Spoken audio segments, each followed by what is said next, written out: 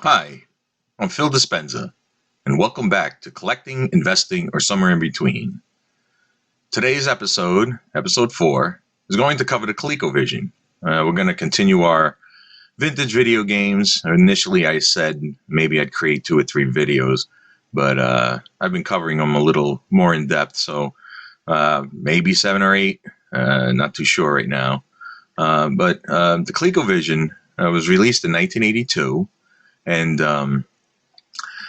it has 148 U.S. games, U.S. released games, if I counted correctly, of which I own 111. ColecoVision library is rather difficult and expensive, and it's always been to purchase. Like I said, Atari you'd find all over the place. Atari 2600, I mentioned quarter a game and stuff. ColecoVision was much more rare. You had your standard games made by ColecoVision, Donkey Kong Jr. They had a lot of the arcade games. I wanted to note right in the beginning, Donkey Kong was released with the ColecoVision system itself. I think that was, I believe that was consistent with the entire time ColecoVision was released. There is no box for the Donkey Kong. It actually just fit into the styrofoam that was inside. And so we're going to just start. Let me just say, investment-wise, pretty much anything. If you can find it sealed, that's great. There's a lot of third-party software out there. Some of it's really rare, but finding any of it sealed is going to probably be a bonus. I remember I didn't buy too many sealed things. I'll show you some I have. The only case I remember buying a sealed, I think I had mentioned I had bought a case of Beam Rider and Hero, which I'll show you those two. But they didn't come shrink wrapped, and I think I mentioned that in another video too. The only other case, and it was a case of 6 I had bought, was Axon. So let's begin. So I'm going to start with the ColecoVision released titles themselves, made by ColecoVision. And again, you're going to see a lot of stuff that was released for other systems, and Coleco might have gotten a hold of some of the licenses, but we'll go through them. So we're going to start with, it's going to be fun because they came out with a lot of cool titles that might not have been released for the other systems. A lot of the third-party software is unique, but let's go to it. I'm going to start with Box Buck Rogers. This is not sealed. And again, Buck Rogers, Planet of Zoom. If you remember, Sega had the rights to this initially, and I think ColecoVision acquired a few Sega titles, because you'll see as I show you. So Buck Rogers, of course, he's been around for a long, long time. Again, popular things, but the third-party stuff, the Impossible stuff, is probably going to be the best to invest in. I just acquired this box. It's not in the best of condition. It's got a piece of tape hanging. Dukes of Hazzard, and if you notice, it has a steering wheel. ColecoVision made a steering wheel. It actually came with turbo. Turbo was not released for the 2600. It was probably going to be, but it never was.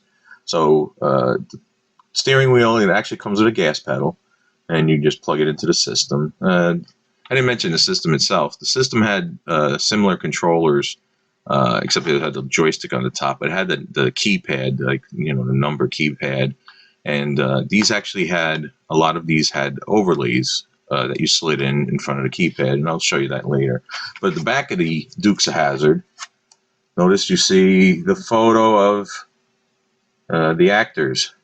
There's Daisy Duke, and everybody loved Catherine Bach. But that makes it, again, classic. Whether or not people are against this flag, it may make it more popular to even buy, find, grade. I mentioned in the Atari video, this was one of my favorite games, and it's called Frontline. And ColecoVision also, besides a wheel, they came out with the Super Action controllers. As you see in this picture, Frontline used the Super Action controllers, and sometimes the games required the Super Action controller, because the Super Action controller, I have one, but I have it buried. I actually have it boxed right here. It has 4 buttons. It's like a grip, and then you'll see the joystick on the top, the number pad on the top, and then it has a grip with 4 buttons. And if you needed to use multiple fire buttons, like Frontline, it was required. It says it's for use only with.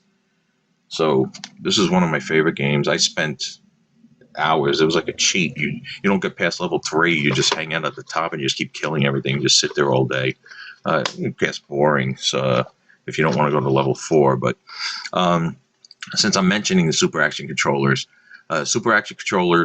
came boxed with Super Action Baseball, and again, did not come with a box. It only came in that package. So just have an idea. And another Super Action controller thing. This is probably, my guess, a very good choice for investment, Rocky. And why? Because Sylvester Stallone is there, and there's Mr. T from Rocky 3, and this is Rocky Boxing, Super Action Boxing. And then if you look, there's the screenshots, there's the Super Action controller again, and so this is a decent investment. Here's one I liked. I thought it was pretty cool because I didn't have the Atari boxed. I had mentioned it, I believe, in the 2600 video, Rock and Rope. And if you look here, I have, other side. My video is backwards. There's a tape pull. But the guy in the middle is a photo. It's like they superimposed the photoshopped back in the 80s, before I think Photoshop existed, superimposed him with a cartoon background. And on the back, it's the same thing. You see the screenshot and stuff, and there he is, the goofy guy with the safari hat. And again, one of my favorites, Smurfs, Rescuing Gargamel's Castle. I always loved the music to this. I would sing along. Sometimes I'd sing it outside. But there's your screenshot of the Smurfs. And again, it's ColecoVision, much better graphics, probably a lot more powerful with chip-wise, program-wise, where they added, like I mentioned, Donkey Kong. I can't show you besides a loose one. That Donkey Kong actually has 3 levels. They have the elevator level, and too bad they didn't have the pie level. I think that was waiting until Nintendo came out with it. But Atari only had 2 levels on it. Okay, and as I mentioned before, possible acquisition of Sega games. Remember Star Trek from the Atari? Here's Star Trek for the ColecoVision. And there's your screenshot and stuff. And most of these games, trying to find these boxed, just a few months ago, or maybe 3 months ago, I purchased, I'm trying to think of how many boxes. Oh, I forgot to grab that. Oh, well. There's a box over there I wanted to grab to show you. I'm not going to stop it to grab it because I don't know too many variations with this, the ColecoVision, because boxes are really, really tough to get. So a few months ago, I purchased, some of them had games. I think it was 30 different or 30 boxed games, and half of them didn't have games in it. But I had a lot of these ColecoVision. I never had too many boxed. I had decent. I had 111. Maybe I had 40. But not quite as extensive as like the Intellivision. You always had boxes, and the Atari had a lot of boxes. But ColecoVision boxes are tough. They're if you look, the ones released by ColecoVision, they're gray, or light gray. Here's a Super Action Football. Uses Super Action controller again, and here, so they have a photo of the players. Notice they blank out. It looks like the Rams versus the Giants. They blank out logos or something. But on the back, you see the dad with the kid wearing a little football helmet. So, it's like they tried to show that you are part of the game. It's not just a picture of the screenshot and things. So they try to bring you into the action.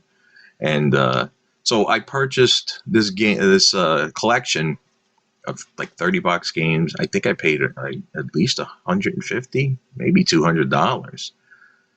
Like I said, some had games inside, but there were about, I think, 8 to 10 boxes I didn't have. And they were, again, not in the best of shape.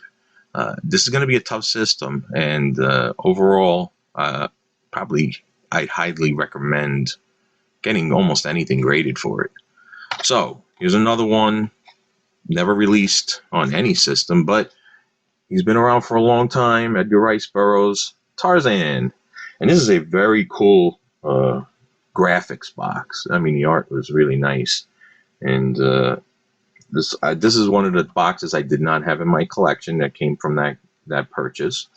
And if you look at the back, the graphics are nice for that too. So recommended. And if you look at most of these, have what they have, a ColecoVision and Atom. The Atom was a computer system that they came out with. It wasn't too successful. I actually have one. I don't think I've ever hooked it up, but it's heavy, and I mean very heavy. But it was supposed to be their great, computer system, and I think it was pretty much a flop. I don't know if it was because of the delays and stuff. And you had other computers coming out at the time. Commodore had theirs, and Atari had theirs, and Apple. So you're competing with the other people. If you don't come out with something in a timely manner and have good software with it. So the Atom itself would probably have, if it's saying it has, because I haven't seen my Atom in years, it's been packed away, a cartridge slot for the cartridge, but you would also load tapes, cassettes from software, which I don't have any handy. I believe I actually have a couple. I think Dragon's Lair, my favorite game of all time, was on cassette for the Atom, if I remember right. All right, last game I'm going to show you in the gray ColecoVision box is, this is my sealed Zaxxon. I mentioned I bought a 6-pack of sealed case. And again, how is it sealed? It's just glued at the top. So you have to be wary. I mean, I know this is sealed because I bought it sealed, but you have to be wary on whether or not somebody's re-gluing stuff. If the box looks beat up, signs that it's been opened, creases where something was open. So ColecoVision came out with, they called it the Family Learning Software. And I'm going to show you 4 games. I have them in baggies. This one I took out of the baggie just to show you. This one's called Brain Strainers. And I'm laughing because if you look, first of all, it's in a clamshell. This probably cannot be graded unless the grading companies have a larger holder for it, because this, just to show you the difference, here's your box, the Zaxxon, and then I'm holding it up in front of it, so it's oversized. But especially the little girl's face, she's like all frustrated and stuff. But here, I'll show you the back. This time the family's smiling. I guess they solved whatever brain strain thing. So I'm going to open up the clamshell. It reminds you of like a video cassette, and there's a slot for the cartridge, and there's your manual. And like I said, some of these have overlays. This one I don't think had overlays. I do have the next one, and again, these are geared towards kids, but sometimes the kids stuff, I'm going to open this, take it out of the bag anyway. Dr. Seuss Fix Up the Mix-Up. It's a puzzle game, and Cat in the Hat, again, super popular. If you could get this graded, I would get this graded. I'm assuming these came shrink wrapped. My copies, of course, are not shrink wrapped. But here's again, inside of the clamshell. I'm just opening it because this one does have an overlay. So it would go on the controller.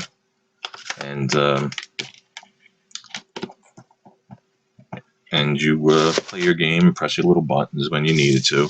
And I love Smurf, but I don't know if I care about Smurf Paint and Play. And again, I was 12 when ColecoVision came out, and I was going to say the history. I always give a little history of myself, how I was introduced to stuff. My uncle had purchased it right in '82, and we'd go over to my grandmother's house, and I would we'd sit in her room and play Donkey Kong like crazy. I don't think he had bought any other games when he first bought the ColecoVision. It was just Donkey Kong. But Smurf Paint and Play, another educational game, and then finally, I have Telly Turtle. And again, it's Coleco Family Learning Software. So playability for a little kid, it might be fun, or it was at the time. As a teenager, or I wasn't quite a teenager, but almost going on my teenage years, it was something I probably had no interest whatsoever, and I would have never purchased. So as a collector, you want it. As an investor, you might even want it now, but back then, I doubt you would bother. So what I'm going to do is I'm going to go through some third-party boxes, and like I mentioned, I don't have a ton of boxes, so I have a couple of stacks over here of loose cartridges, and then I'm going to go over some of the rarest of the games that I don't have, and but like I said, almost anything from this library is probably worth grading. Here's the Beam Writer. Notice it did not come shrink wrapped. And I opened this, even though it was brand new sealed, well, technically sealed. I have a couple of copies left, and I might look at the ones, because this one looks like it has a crease. Activision had, their normal line popular titles. So Pitfall, I don't have boxed. River Raid, I actually don't have boxed.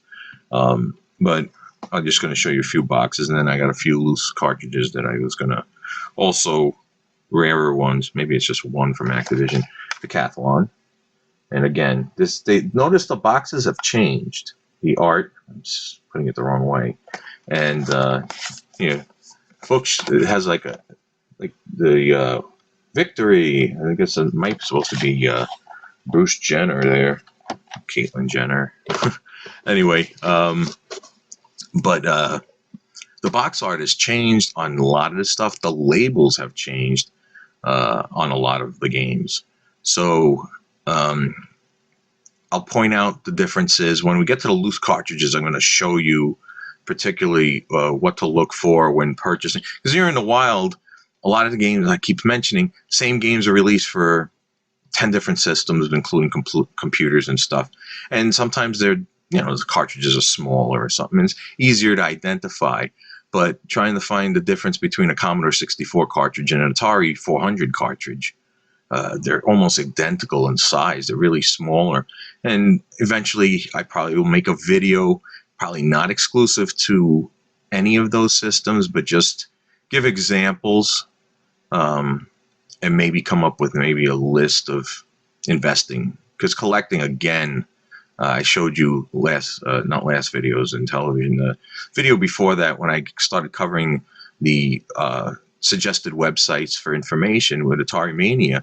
I said just the Atari 400, 800, whatever, XE computers, he had a list of 10,000 games. And there are some foreign games for the ColecoVision that people's, again, the knockoffs or the pirated or unlicensed. I doubt if any of these people that they took the games from got paid for them, unless I specify it. Here's the other one. I said I got sealed copies, which technically are not sealed. This is Hero. Again, the book-like opening, and there's like a comic book inside. So, it's cool itself, the art, but again, trying to find these boxed. Atari put out a few games. It's usually the same games a lot of times on systems, but this time there was no Pac-Man. I guess they didn't want to create a good Pac-Man version compared to the 2600. So I have two sealed games, and I have Jungle Hunt over there, I think, loose. It's not in the best condition. I remember buying these. I think I bought them together. I probably didn't pay more than $10 each. Centipede, shrink wrapped, and then notice the art on the back, and then Defender. Notice they're orange boxes. If you remember the Intellivision last week, Atari games were in red boxes. So they move orange boxes. And it's probably easier to identify. I mean, you can't miss the giant word Colecovision up here. So it's sometimes easier. But these cartridges, and like I said, when I get them loose, I'm going to point out how to tell the difference between a Colecovision and an Atari cartridge, because they almost look exactly the same. So I mentioned that in the Atari, that CBS, they had their own titles for Atari, a few of them, and they took a lot of the Coleco titles. Well, sure enough, they did the same thing here. So I have some samples. I have a total of 13 CBS games. The price guide I mentioned before, they didn't list, they had list Strumpf. Remember that Smurf title? That's the only one they actually list in foreign releases. So I just filled in, it had like a little section in the back of each game system where you could put your notes. So I just wrote all the games I have. And I have, actually I have 7 box games. I'm going to show you them all because, again, with the Atari, there's variation. So sealed, Carnival, I actually have several of these things sealed. It's the normal box. Oh, it's not sealed. The shrink wrap's open at the top. So they kept the shrink wrap. They opened it nice and not quite sealed. This is 5 languages. Another 5-language version, Donkey Kong. And, on the back. This is actually some pretty cool art. I'm going to show that there just so you see. That's the other thing is with CBS games for Atari and stuff, sometimes they change the art. So you might want to buy a specific variation. And I don't know how readily available CBS games are. Probably. But again, like I mentioned, the Atari, the game might be $50 and you're paying $25 or $100. You're paying $25 shipping. And I just got an email from the new grading company. They just raised their prices for grading again. So you got to take into account, if you're going to invest, how much you pay for the game, how much you're going to pay for grading, and then you got to include shipping both ways and things. So you even if you pay $100, you might be spending, $200 or more, $300 on grading or with grading. So, if you're only going to get $300, isn't going to be worth your time getting it graded. So take into mind condition. Again, I always mention condition because there's where if something starts getting pricey, you have to make decisions. And again, if you're going to keep it for yourself and display it, it's pretty cool looking, that's fine. And you just consider it a bonus, like I mentioned before, if it goes up in value. This is cool. I got a CBS version of Rocky. And since there is no list in that guide, and I never pursued looking up a list, I actually do not know how many CBS games titles were released under this third-party company. So these are 5-language versions, and here's what I wanted to show. Donkey Kong Jr. This is in a clamshell package, but it's about the same size as the other box, so this could be graded. The clamshell box, and it's just in English. So sealed Donkey Kong Jr., and I have a sealed Space Panic. Again, these are shrink wrapped, and this one is sealed. Again, I bought these back when probably it's 6 games I had when nobody really cared. So I doubt that somebody was finagling, sealing these things, and I got a sealed Zaxxon. So I have my real sealed Zaxxon, and then I got my CBS sealed Zaxxon. And the shrink wrap split a little on the corner, but the grading companies actually split on the side a little too. It's old, it's fragile, it's just a piece of plastic, and the clamshell, it's easier for it to split.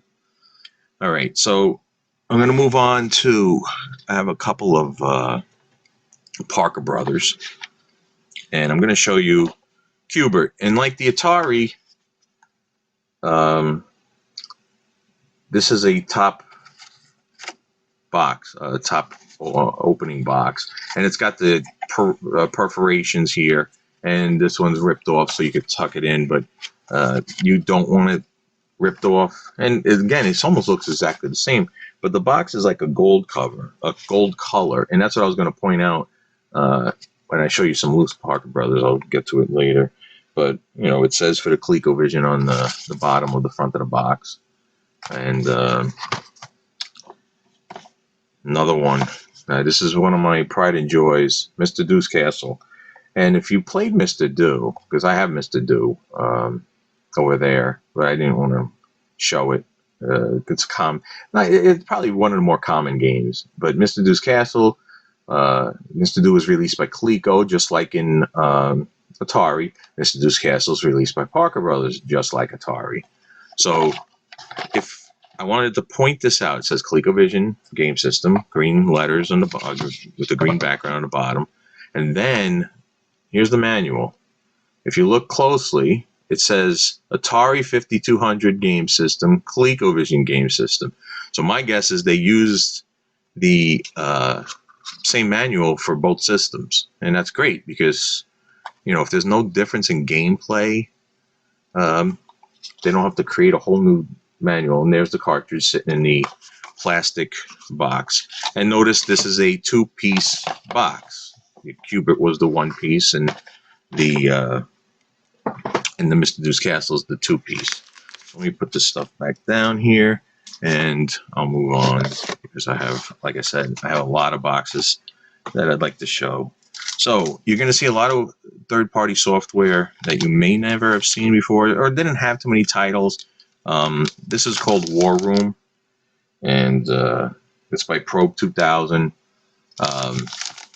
This is beat up. My box is torn, and it's just a nightmare. But you know, I have the box. In fact, I think this is missing the whole front. That's actually the manual. So if I could ever find another copy of that, I'd probably would replace it. I never mentioned Epix in the 2600. Epix created only 3 titles for Atari, and they were the sports games. It was summer games, winter games, California games.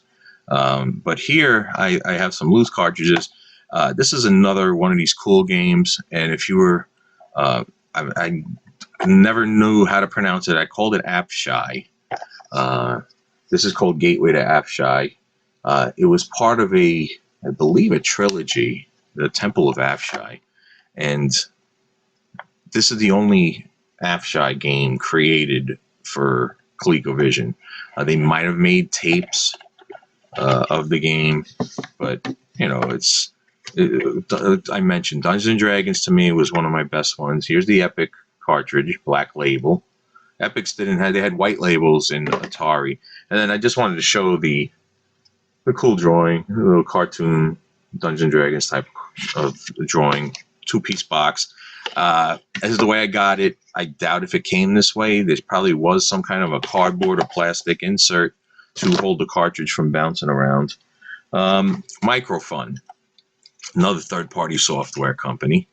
This is called The Heist, and I'm assuming you're robbing a bank. I probably should have played ColecoVision more. Anytime I use ColecoVision, and that was the one good thing about ColecoVision, their controllers were compatible with Atari. So when I had those Super Action joysticks, sometimes I wanted to use them on the Atari, and same thing. Or sometimes they were a little more comfortable than that other joystick. But The Heist is this title you've never heard of, never released. But here's one that you have heard of, and Miter 2049er. I've mentioned this time and time again, and for Atari, it was Tiger Vision who released it. For the Intellivision, it was Big Fun Software who released it. And now for the ColecoVision, it's Microfun Software releasing it. So are they all part of the same company? Possibly. Released at different times. I'm actually unsure.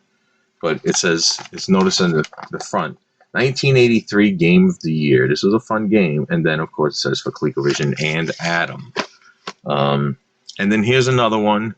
Released by Atari 7800.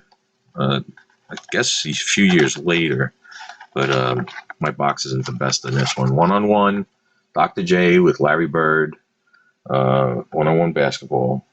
So another one, if you could find why, because you're talking about two basketball Hall of Famers there. Spectrovision, I mentioned them before too, with Atari, rather rare third-party software, even for the Atari. I have only Spectron here, and Spectra Video, Spectrovision, they kept alternating between the two company names. But a lot of times, again, for the Colecovision, so you see it and you know what you're buying in the store because, KB. I wanted to show you this. It's great. I had talked to somebody at work one day, and I think it was last week, we were discussing about vintage toy stores or just like department stores. So you had like Bradley's, Caldor's, Two Guys, KB toys, and you'll have your Toys R Us sticker and stuff. But people say, "Oh, but this has a sticker on it. It takes away." Not necessarily detracts the value because you got history behind that. Where was this sold? And sometimes people want that nostalgia. Spinnaker. This is something that was not part of Atari 2600. This is Fraction Fever. I have, I think, a couple of games over there loose that I'm going to show you. This is sealed. I have no clue on playability, but you have kids on pogo sticks and stuff. So again, it's probably geared towards kids. The last two box games I'm going to show you, based on is Telegames. Telegames re-released a lot of the Magic games. They might have released a couple of other things that weren't in Magic. Actually, I think two. But they were re-releasing some games. I don't know if they were just games that were tough to get, but they did the same thing with Atari, and I didn't mention them either. But they say Telegames USA. A lot of times it was sometimes they were released overseas, and there are no USA version or US release versions. Motocross Racer. This is from Zonix, and I'll get to the Zonix cartridges. But it says for the ColecoVision or Personal Arcade, and I'm not too sure what a Personal Arcade is. So that's all the box games I have to show. How are we doing on time? About half an hour. So I figure another maybe 15 minutes. I'm going to try to keep this video well under an hour. So I'm going to pull out, I have a couple of ColecoVision release games without boxes. The box on this probably was cool. 2010, based on the movie 2001 Space Odyssey, sequel 2010. Roy Scheider, if I remember right. Here's another game. I just pulled this out because it's something that wasn't released for other systems. It's called Destructor. Oh, this is what I was talking about. Notice how the black cartridge looks exactly like a Atari game. You probably can see it. If you look, the Atari games were, and I took the one cartridge I had loose above me, were perfect rectangles. If you look at the ColecoVision on this side, it's round. It's like a sort of round. So the top is not as long across as the bottom is. So that is how physically, if you look at a cartridge like this, that you think is Atari, there's a way to tell that it's not. So all games are shaped like that. And here's one, again, I mentioned Sega acquisition, probably Spy Hunter, and I didn't mention that in the Atari video, which I probably should have. There was a lot of things I should have mentioned in the Atari video, so eventually I'm going to go back, and when I get everything unpacked and stuff, I might go back and show you other games that should have been recommended. Here's the overlay for it, and if you remember, you grew up in the arcades like I did. I mentioned time and time again. In the 80s, Spy Hunter was one of those, like I said, with the Star Wars arcade game. Spy Hunter, you sat down in it, and it was so cool because you drop a smoke screen, you drop the oil slick, you had missiles, and it was just a so cool game. But you're driving, you have your little steering wheel. So I pulled one more Activision game. I pulled this because again, Pitfall they made, but Pitfall 2 would be a higher recommendation on getting graded because it's rarer than Pitfall 1. I mentioned Epics. I have another Epics game that you never heard of for other systems. It might have been released for the computers, like Atari 400 or something, or Commodore 64, but Jumpman Jr. My point was that I just wanted to pull games that you probably would never have heard of. Give you an idea of what was out there with the third-party software. Fisher-Price actually came out with some games. Which one is this? Memory Manor. I think there's like Linking Logic or something like that. So Fisher-Price games geared towards kids, something I probably would have never bought at that time because I was older, but recommended higher than some of the more common ColecoVision games. Now I wanted to point out in Magic. The Magic games, I didn't have any boxed samples, but I have some loose ones. Fathom, if this for the Atari 2600 is rather rare, anything for the ColecoVision, I pretty much say third party is going to be rarer. So I'm not going to specify unless at the time I have a list of a few games that I don't own. If they were priced in the guide, that old guide that's 20-something years old, at somewhere around $50 or higher, I'll point them out singly. Moonsweeper, again, another Magic game. And notice the first label was white. This label is black. And, I guess people maybe complained about the Atari, or maybe they did it on purpose with the silver reflecting label.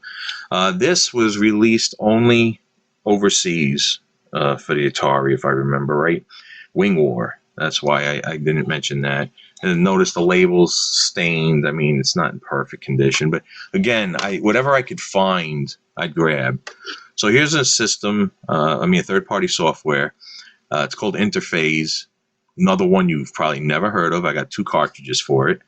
Sewer Sam, which, and it's got like a T-handle. Well, not T-handle, but like a gripped handle at the top. It's made a little differently. And I also have Squish 'em Sam. I don't know if the Sams are related, but you have 2 Sams by Interphase.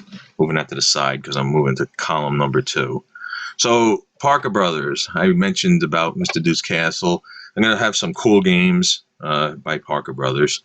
Frogger 2. Let me hold it upside down because the label's upside down. Like I said, I don't have too many. I have all the games pretty much for Parker Brothers. I might be missing 1 or 2, but Popeye again,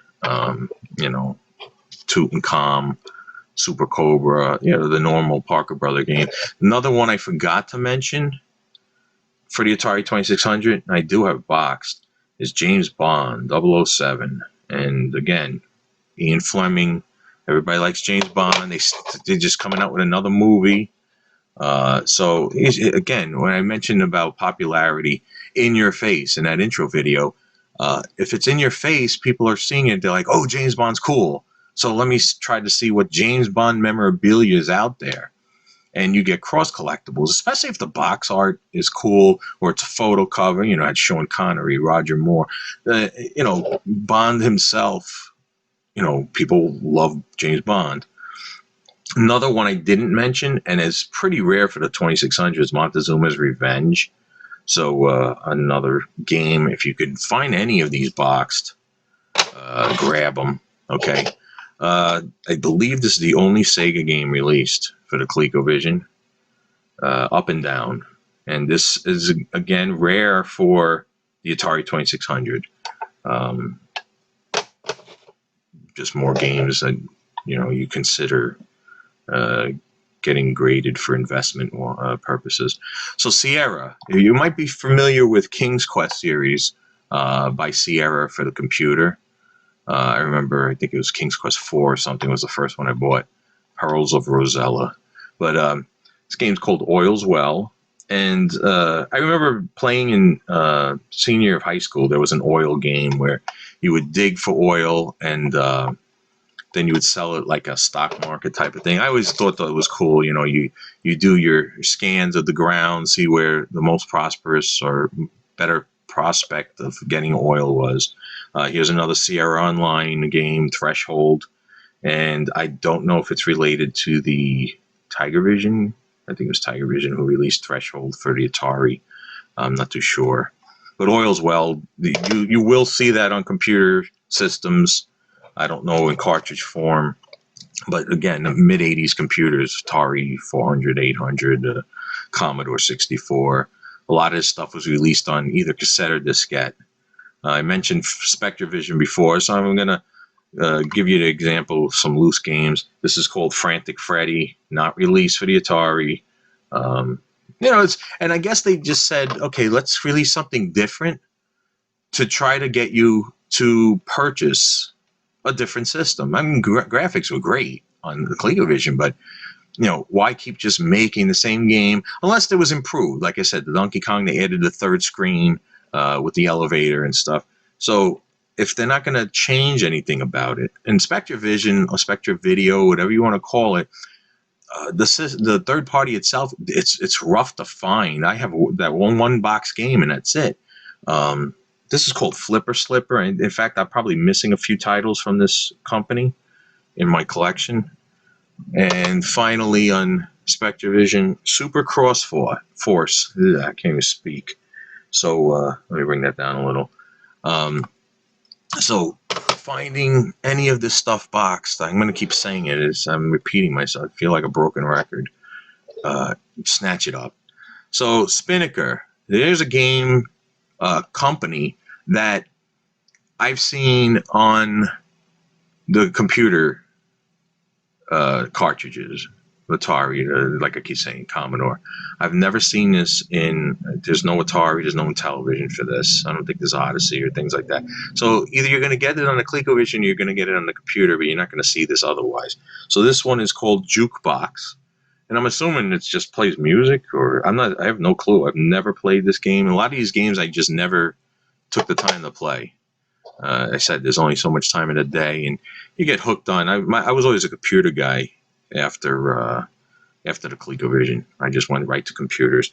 This one's Alphabet Zoo. Again, very basic. They're small labels. They don't even take up the entire thing. Somebody put a sticker on the back. I noticed that little blue thing, the blue sticker. That was me putting that I tested the game. It worked. Because a lot of times these games won't work after a while, and then you just take alcohol on a Q-tip and just clean the contacts. Sunrise. This is called Campaign 84. I believe it's some kind of a political game.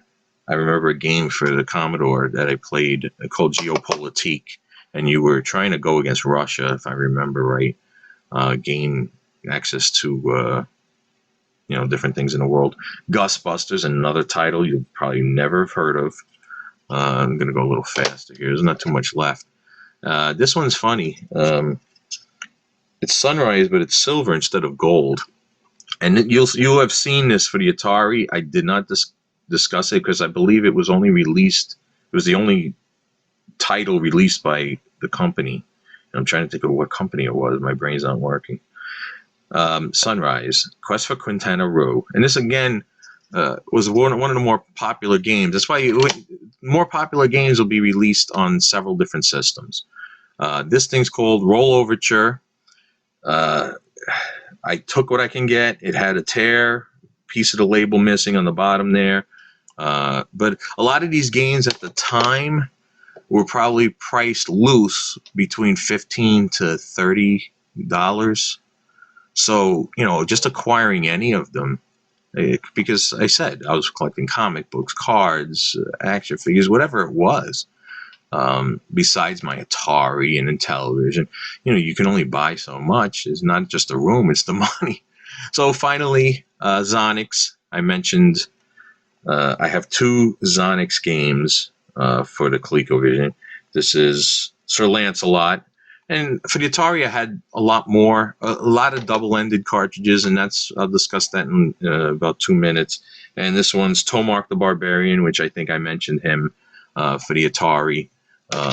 Just the name is cool. I love Conan too. That's another thing that I character that I love. So, just to give you some last-minute third-party, more rare games than what I've been showing you. There's a company called Interface. I might butcher it. It's called Aquatac. Aquatac. It looks like aquatic.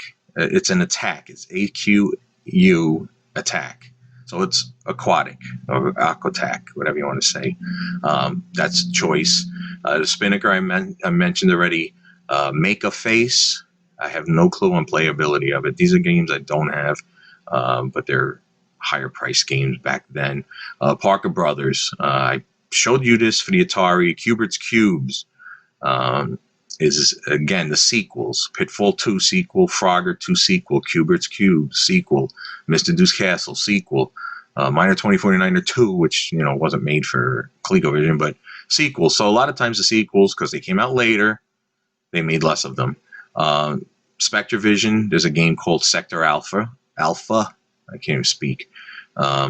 Sierra, I had mentioned about Sierra with the King's Quest. There's a game called Sammy Lightfoot, and we played this for the Commodore. I own this game, and I have a feeling that, I don't know, I doubt it would have been one of my roommates, but, we lived in somebody's house, and, same guys same age as us, and this game vanished on me. So now I do not have it, and I did have it, and I think they stickered this at like $40, $45 or something in the price guide. Not stickered, but priced it at the time. So I'm sort of upset because it was a cool game to play.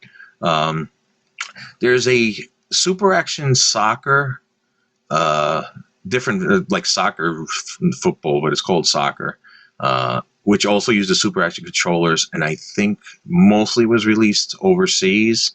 There might have been some copies here in the U.S., but it's rather difficult to find. I mentioned Telegames remaking games. The remade games are probably a lot more common, but there are some titles that Telegames did come out with. And Telegames had a company you could order from them. I don't know if they still exist. They actually still might. So you might be able to buy some games still from them, box games, but probably for the Atari more than ColecoVision. But there were certain unique titles to Telegames. So if you could find those titles that were not copied from Imagic or whatever, you probably should grab them. And finally, Zonix. There's one game that I recommend because I don't have, and it's priced up there again. It's called Word Feud. It's a single cartridge. And then any double-ended cartridge. That price guide had each one of those double-ended cartridges. There are a few out there. I don't think there's too many. The one game I didn't mention, and I still haven't mentioned, I don't know why, for the Atari, Chuck Norris. It's one of the double-ended combinations with Chuck Norris. I think it was Chuck Norris Artillery Duel for the Atari was common. But Chuck Norris, because everybody knows who Chuck Norris, well, you should know who Chuck Norris is. If you grew up watching all his kung fu movies and stuff in the 70s and 80s, because he fought Bruce Lee in one of the, I don't remember exactly which movie that was. I was a little kid. But any double-ended game for the ColecoVision, he had priced well at $100 and a quarter at the time. So something like that, I mean, if you find that box, I wouldn't doubt you paying $400 or $500 ungraded. So I guess that's probably it on the ColecoVision. If you have any questions, post in the comments or questions below.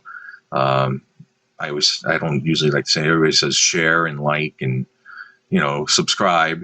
The videos are just going to keep going. Vintage video games are going to continue, and then eventually I'm going to get into the comic books. And some systems, if I can't find my boxes, because like you look behind me, my father made comments about, why don't you cover up that stuff? I don't care. Again, I'm not being paid for this. If this was like a production studio, it's a different story. But you'll see comic boxes, you'll see comics stacked there, you'll see video games stacked there. It's me, and I'm always rearranging everything. So just to get to these ColecoVision games, I had to dig through I think 15 boxes last night because I couldn't figure out where I had put them. I knew I had them because I got those box games from that guy 3 months ago. And I had all my loose games, and I was, okay, I got this loose. Let me put it with the box. But I couldn't find it. And I was, getting upset because I wanted to do this video this morning.